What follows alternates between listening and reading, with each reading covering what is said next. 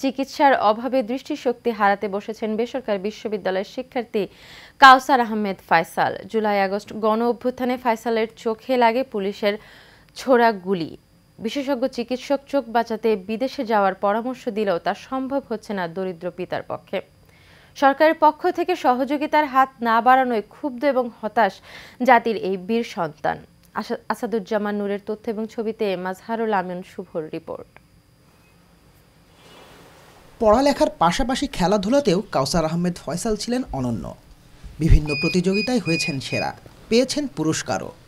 স্বপ্ন ছিল বিসিএস দেয়ার, কিন্তু বেসরকারি বিশ্ববিদ্যালয়ের এই মেধাবী শিক্ষার্থীর সব স্বপ্ন ফিকে হতে চলেছে।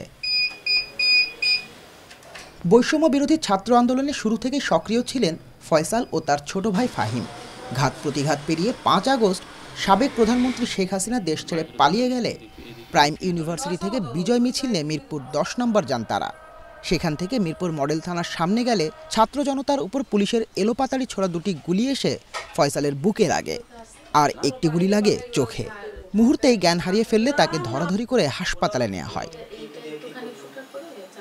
মিরপুর 1-এর এ ব্লকের 5 নম্বর রোডের বাসিন্দা ফয়সালের বুকের মধ্যে লাগা দুটি গুলি বের করা হলেও রয়ে গেছে চোখের ভেতরের গুলিটি, যে কারণে ধীরে ধীরে চলে যাচ্ছে দৃষ্টিশক্তি। আর বডিতে এখানে বাম বুকে একটা লাগছে এবং হাতে এখানে অপারেশনটা হয়েছে। হ্যাঁ, এগুলা বের করছে।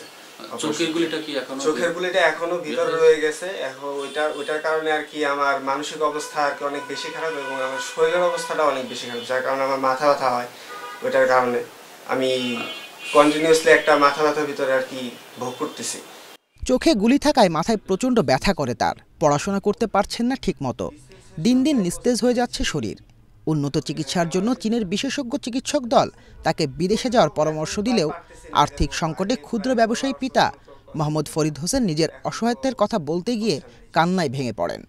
আমার ছেলের তো ভবিষ্যৎ অন্ধকার এবং তার লেখাপড়ার সামনের দিকে যে মাস্টার্স সে করতেছে, সে ঠিকমতো লেখাপড়া করতে পারতেছে না, কারণ তার চোখে সবসময় ডিস্টার্ব হচ্ছে। চোখে দেখতে পারতেছে না, আবছা দেখে, আমার মাঝে মাঝে দেখে না। তার চোখের ভিতরে এখনো যে গুলিটা আছে সেটা তাকে বিভিন্ন প্রকার বাধা দিচ্ছে। সে পড়ালেখায় মনোযোগ দিতে পারছে না এবং ইন্টারভিউতেও তার অনেক জায়গা থেকে চোখের কারণে নিষেধাজ্ঞা করা হয়েছে, তার চাকরিটা হচ্ছে না।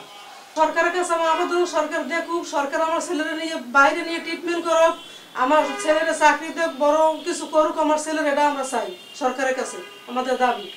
জুলাই-আগস্টের অভ্যুত্থানের আহতদের চিকিৎসার সব খরচ সরকারের পক্ষ থেকে বহন করার কথা থাকলেও কোনো ধরনের সহযোগিতা পাননি ফয়সাল। এমনকি ছাত্র আন্দোলনের সমন্বয়ক থেকে শুরু করে কেউই খোঁজ নেননি তার।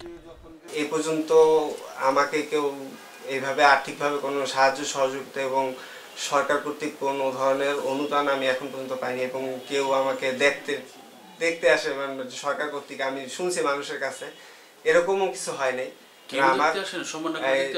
না, কোনো সমন্বয়ক না বা কেউই না। আসলে সরকারি সহযোগিতা পেলে হয়তো অনন্ত অন্ধকারের পথ থেকে আলোর দেখা পেতে পারেন দেশের এই নির্ভীক সন্তান।